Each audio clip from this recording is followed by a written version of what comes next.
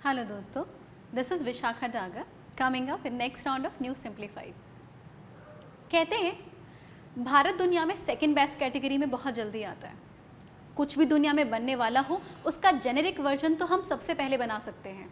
हमारी pharmaceutical industry हो या फिर हमारी इंजीनियरिंग टेक्नोलॉजी हो, इसका जीता जागता एग्जाम्पल है कि कुछ भी आप बना लो उसको दोबारा तो हम मैन्युफैक्चर कर ही लेंगे। ये भारत की क्वालिटीज़ में से माना जाता है। पर अब ऐसे स्टीरियोटाइप्स को भी इंडिया तोड़ने लगा है। We have become a country जो कि चीज़ों को पहली बार बनाने लगे हैं। हम वर्ल्ड्स फर्स्ट की कैटेगरी में भी आने लगे हैं, वो भी उन चीज़ों में जिसकी पूरी दुनिया को इस समय ज़रूरत है। Yes, India has become the first country जिसने वर्ल्ड्स फर्स्ट आपका डीएनए वैक्सीन बनाई है, दैट इज़ ज़ाइकोव-डी, जिसे बच्चों के लिए लॉन्च किया जाएगा। चलिए ज़रा जानते हैं इस न्यूज़ सेशन में सबसे पहली बात कि वैक्सीनेशन की ज़रूरत क्यों है, सबसे ज़्यादा बच्चों को क्यों ज़रूरत है, बिकॉज बाकी सब तो आप पहले ही I have discuss in the previous sessions. साथ में ये जानना ज़रूरी है कि डीएनए वैक्सीन क्या होती है और ये बाकी वैक्सीन से कैसे डिफरेंट होती है। इसके साथ आप वैक्सीनेशन बहुत अच्छे तरीके से समझ जाएंगे कि कैसे काम करता है। इसके साथ हम डिस्कस करेंगे कि ज़ाइकोव-डी कौन सी वैक्सीन है, कैसे काम करती है, इसके कंपोनेंट्स क्या है और किसने इसको बनाया है, और साथ में विल डिस्कस किसके बेनिफिट्स क्या हैं। चलिए एक एक करके सबको डिस्कस करते हैं। तो सबसे पहले जानते हैं कि हमें वैक्सीनेशन की ज़रूरत क्या है। हम सबको पता है कोविड हुआ और सबको घर पे बिठा दिया। इसका एक बड़ा नुकसान था कि मोर्टालिटी वाज अबाउट कि 42 लाख लोग अब तक गुजर चुके हैं, दुनिया उन लोगों को खो चुकी है। पर सिर्फ नुकसान यही नहीं था, नुकसान बच्चों के लिए भी बहुत ज़्यादा था। उनकी एजुकेशन पूरी तरीके से हैम्पर हो चुकी थी क्योंकि इसके बाद एजुकेशन ऑनलाइन हो चुकी थी। बट कितने लोगों के पास लैपटॉप है, कितने लोगों के पास इंटरनेट है? एक डेटा ये कहता है कि भारत में सिर्फ 11% लोगों के पास तो आपका लैपटॉप या किसी भी तरीके का कंप्यूटर अवेलेबल है और सिर्फ 24% बच्चों के पास आपका इंटरनेट अवेलेबल है। बाकी सारे बच्चों का क्या? हल यही था कि लोगों को वापस क्लासरूम में लाना होगा, और वापस क्लासरूम या नया नॉर्मल लाने के लिए ज़रूरी है कि सारी पॉपुलेशन को क्या किया जाए, वैक्सीनेट किया जाए, उनका हर्ड इम्यूनिटी दी जाए। हर्ड इम्यूनिटी कुछ ऐसी है, अगर आप 75 से 60% अपनी पॉपुलेशन को अगर इम्यूनिटी प्रोवाइड कर देते हो तो बाकी लोग अपने आप बच जाते हैं, बिकॉज वो एक बैरियर आपके सामने क्रिएट कर देते हैं। 75% पीपल आगे आ जाएंगे, तो जो अनवैक्सीनेटेड हैं वो कहीं ना कहीं सेफ रहते हैं। इसमें आपकी प्रेग्नेंट वुमेन हो या बच्चे हों, ये सब आते हैं, बच्चे स्पेसिफिकली। लेकिन कब तक? बच्चों का भी टारगेट करना ज़रूरी है। कहते हैं जब सेकेंड वेव आई थी उससे पहले बच्चों को भेजना शुरू किया गया था, पर बच्चों को आप कंट्रोल नहीं कर सकते ना, उनको कंट्रोल नहीं कर सकते कि मास्क पहनेंगे या नहीं पहनेंगे, क्योंकि बच्चे बच्चे होते हैं। तो ज़रूरी है कि उनको भी वैक्सीनेट कराया जाए, तो सबको पता था। तो ये जो वैक्सीन है, क्योंकि ये बच्चों के लिए आई है, इसीलिए और ज़्यादा सिग्निफिकेंट हो जाती है। चलिए अब ज़रा जानते हैं वैक्सीनेशन के बारे में और डीएनए बेस्ड वैक्सीनेशन के बारे में। ये बहुत ज़रूरी है। अगर वैक्सीनेशन देखा जाए, वैक्सीनेशन इज़ अ प्रोसेस जहाँ पे आप अपनी ह्यूमन बॉडी में एक डेड या वीक वायरस पहुंचा देते हैं। इससे क्या होता है, आपकी बॉडी अगर वीक वायरस से लड़ना सीख जाए, आपको किसी दुश्मन से लड़ना है, उसको वीक फॉर्म में लड़ना सीख जाओ, धीरे धीरे आप उसकी तकनीक सीख जाओगे। उसकी तकनीक सीख जाओगे तो उसके बाद क्या होगा, अगर वो स्ट्रांग भी लड़ेगा तो आपको पता है कि अरे ये हथकंडे अपनाएगा, अभी ये हथकंडे अपनाएगा, राइट ना। जैसे आपका नहीं होता बोर्ड एग्जाम, आपके बहुत बड़े दुश्मन होते हैं। टीचर्स को भी पता है कि बोर्ड एग्जाम से आप डरते हो, तो वो क्या करते हैं, पहले यूनिट टेस्ट ले लेते हैं कि बेटा ये वाला यूनिट टेस्ट दे लो, ये वाला यूनिट टेस्ट दे लो। धीरे धीरे आपको पता चलता है कि आपने सारे क्वेश्चंस प्रिपेयर कर ही लिए थे। अब जब वो एक साथ आपके पास इन्फॉर्मेशन या सवाल आते हैं, आप प्रिपेयर्ड होते हो, राइट ना। ऐसा ही आपका वैक्सीनेशन में होता है। अब ज़रा इसको थोड़ा साइंटिफिक टर्म्स में पढ़ते हैं, क्योंकि आपको डीएनए बेस्ड वैक्सीन समझनी है। इसके लिए आप थोड़ा ह्यूमन बॉडी को समझिए, बड़ी इंटरेस्टिंग चीज़ होती है ये। हमारी बॉडीज़ में किसी भी पैथोजन या बाहर की आपके बैक्टीरिया वैक्सीनेशन से लड़ने के लिए, बैक्टीरिया या वायरस से लड़ने के लिए इनबिल्ट सेल्स होते हैं, जिनको बी सेल्स या टी सेल्स कहते हैं। इनको हमारी बॉडी की आर्मी मान लीजिए, गाइडेड मिसाइल जैसे। ये आर्मी ज़रूर है, दुश्मन को देखते ही हमला कर सकती है, मतलब इतने बड़े वॉरियर होते हैं कि सीधा खत्म कर दें।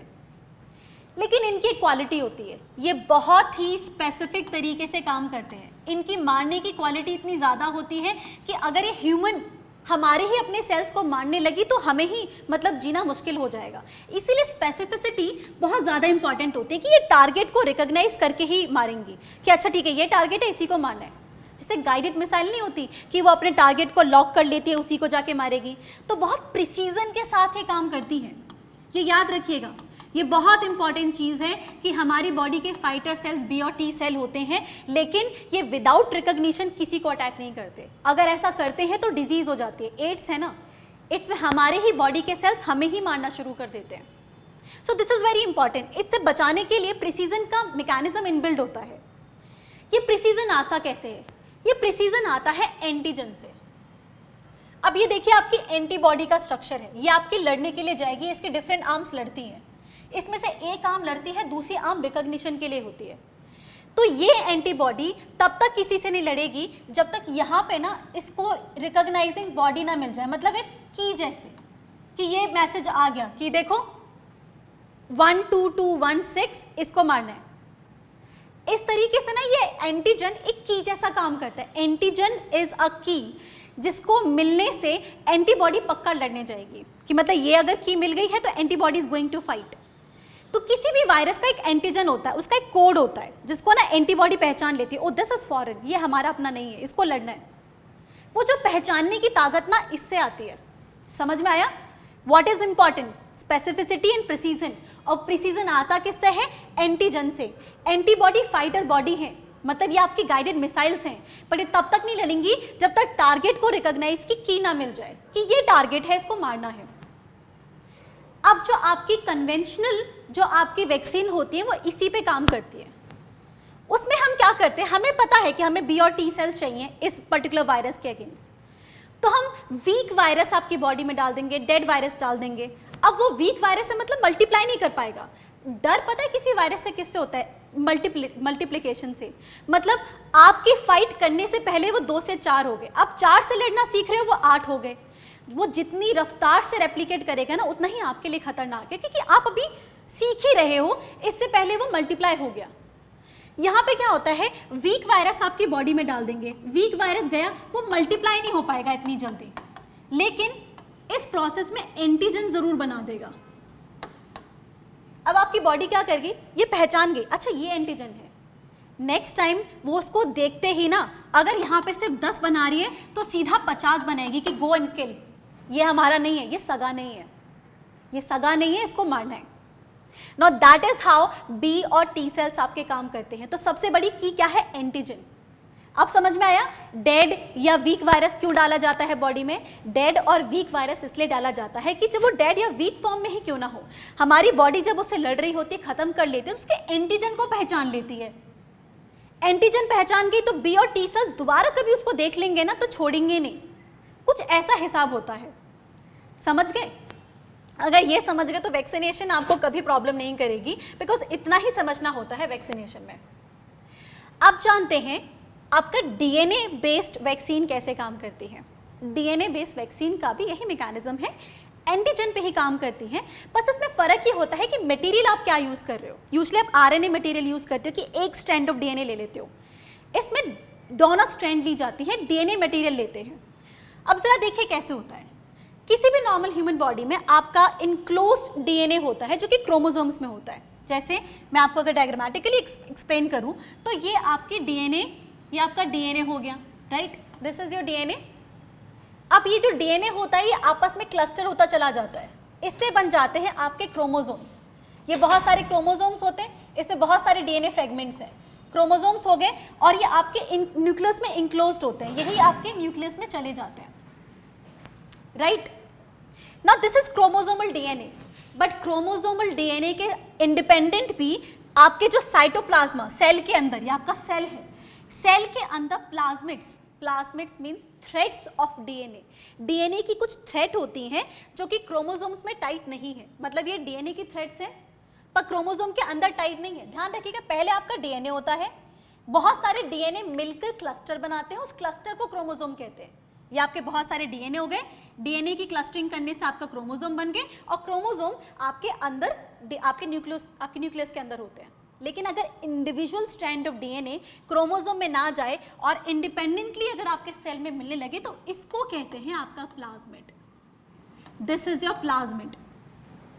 इस प्लाज्मिड को डीएनए वैक्सीन में यूज किया जाता है, राइट? ये भी इंडिपेंडेंटली रेप्लिकेट कर सकती है, इसके अंदर भी वो जीन होगी जो कि पर्टिकुलर प्रोटीन के लिए कोड करती है, तो इससे भी एंटीजन बन सकते हैं। इसका फायदा ये होता है, अनलाइक प्रीवियसली जब आप डेड या वीक वायरस यूज करते थे, इस केस में it is more safe to handle. इसमें उसको एक्सट्रैक्ट नहीं करना पड़ रहा आरएनए को, तो बहुत कॉस्टली भी नहीं है, इट्स नॉट दैट कॉस्टली, ज़्यादा कॉस्टली नहीं है, रिलायबल है, सेफ टू हैंडल है, क्योंकि इंडिविजुअल थ्रेट ऑफ डीएनए है, इतनी जल्दी रेप्लिकेट नहीं करने वाली, ये इतनी जल्दी नहीं रेप्लिकेट करेगी जितनी स्ट्रांगली ये क्रोमोसोम में जाके करती है। That's why it is cheap, it is reliable, right, and it is safe as well. ये इसकी 3 बहुत अच्छी क्वालिटीज़ हैं। अब जरा देखें ये काम कैसे करती है। ये आपने डीएनए वैक्सीन ली और इसे मसल्स में इंजेक्ट कर दिया। मसल्स में जाते ही क्या करेगा, ये सेल में जाएगा, सेल को मारने की कोशिश करेगा। इस सेल के मारने को प्रोसेस को कहते हैं, यह आपका होता है एपोप्टोसिस। एपोप्टोसिस, आपने डीएनए वैक्सीन डाली मसल्स में, मसल के सेल मरने लगे, एपोप्टोसिस जिसको कहते हैं। इस एपोप्टोसिस में क्या होता है कि मतलब आपने कहानी नहीं देखी होगी फिल्म में कि अगर हीरोइन मर रही है, हीरो मर रही है, तो उससे पहले ना कोई क्लू छोड़ के जाएगा कि मुझे ढूंढ लेना, मैं मर तो रही हूँ पर मुझे ढूंढ लेना। सिमिलरली एपोप्टोसिस में भी ऐसे ही होता है, सेल मर रहा होता है पर वो जो एंटीजन है ना वो छोड़ जाता है कि see this virus has killed me, this is the clue, और वो बी और टी सेल्स अगली बार पहचान लेते हो, ओ हमारे सेल को इसने मारा था। आई टोल्ड यू ना, एंटीजन इज द की। अगर आप एंटीजन पहचान गए तो आप आसानी से आपके बी और टी सेल्स मार सकते हैं। तो जब सेल मर रहा होता है उससे पहले ना मारने वाले के एंटीजन्स निकाल लेता है और बॉडी में रिलीज कर देता है। मोमेंट ये एंटीजन आपके बाहर निकलते हैं, आपके साथ में बाकी सब चीज़ें बी और टी सेल्स आपके एक्टिवेट हो जाते हैं। बी और टी सेल्स एक्टिवेट हो गए तो आपका काम शुरू हो गया। समझ में आ गया? तो बस इतना ही था, ज़्यादा कुछ नहीं है आपका डीएनए वैक्सीन समझने में। No, that is DNA vaccine. इसके बेनिफिट क्या होते हैं? स्टेबल है, इजी टू हैंडल है, कॉस्ट एफिशिएंट है। और अगर देखा जाए तो डीएनए वैक्सीन अब तक ह्यूमन के लिए कहीं नहीं बनी, ह्यूमन ट्रायल वगैरह उन सब के लिए भी यूज़ नहीं की गई। This is the first time जब ये ह्यूमन बींग्स के लिए यूज़ की गई है। इससे पहले हॉर्सेस पे ज़रूर यूज़ की गई थी। आपका जो वेस्ट नाइल वायरस है वहाँ पे हॉर्सेस के लिए इसको यूज़ किया गया था, अदरवाइज डीएनए वैक्सीन अभी नहीं यूज़ हुई। तो इससे एक सवाल आपका क्लियर हो जाता है कि इसे वर्ल्ड्स फर्स्ट क्यों माना जा रहा है। Got that? चलिए आगे चलते हैं और अब जानते हैं ज़ाइकोव डी के बारे में। ज़ाइकोव डी जो कि दुनिया की पहली आपकी डीएनए बेस्ड वैक्सीन है जो कि बच्चों के लिए इंडिया में निकाली जा रही है।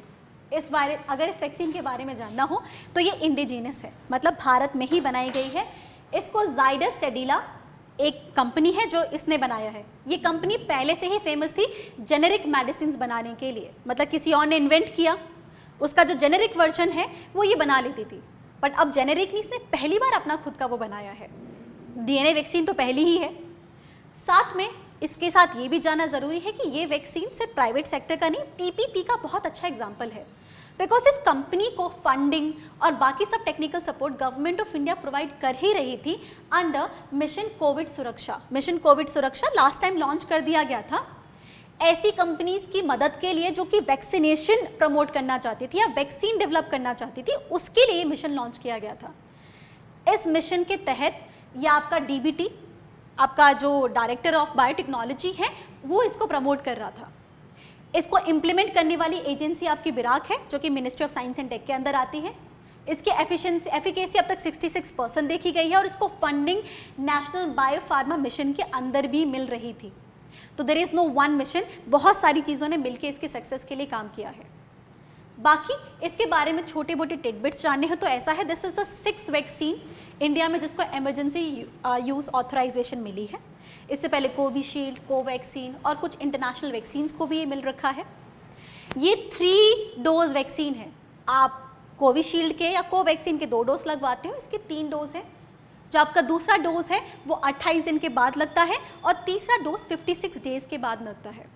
लेकिन इसमें कहा जा रहा है कि सेकेंड डोज पे भी अच्छी खासी एफिकेसी आ चुकी है, तो 2 डोज के लिए भी इसको यूज़ किया जाना चाहिए, जिसके लिए अभी भी इट इज़ इन स्टेज जहाँ पे इसको रिकॉग्निशन मिलेगा।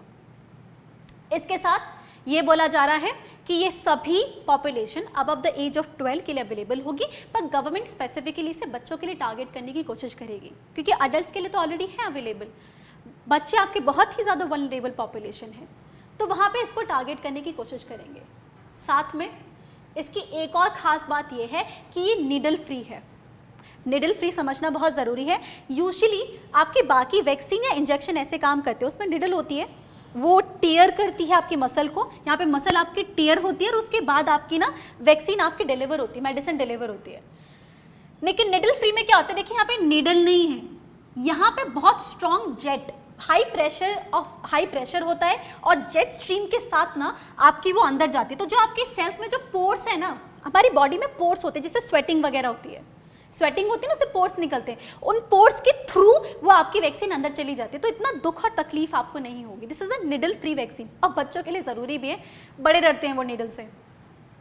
साथ में इसमें एक खास बात और है, बहुत सारी अच्छी बातें हैं, जैसे ये 3 मंथ के लिए स्टेबल रहेगी अगर आप रूम टेम्परेचर पे भी रखते हैं। This is important because remote area में रेफ्रिजरेटर्स या इस तरीके की फैसिलिटीज़ अवेलेबल नहीं होती।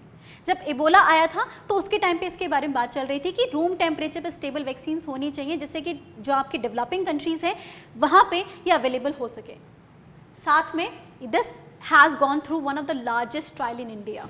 कोविशील्ड, कोवैक्सीन, बाकी सबको देखा जाए तो इसके काफ़ी ज़्यादा ट्रायल हुए हैं, तो इसलिए शायद इसके लिए वैक्सीन हेजिटेंसी बहुत ज़्यादा कम हो ना। That is for all. I hope ये वीडियो आपको समझ में आई हो। आई होप इसके बाद वैक्सीनेशन आपके जहन में बिल्कुल साफ क्लियर हो गया होगा कि क्या होता है। Now that is the case, तो मैं लाइक करें, सब्सक्राइब करें, ज्वाइन करें, because we are present on various social media platform just to help you. Thank you so much.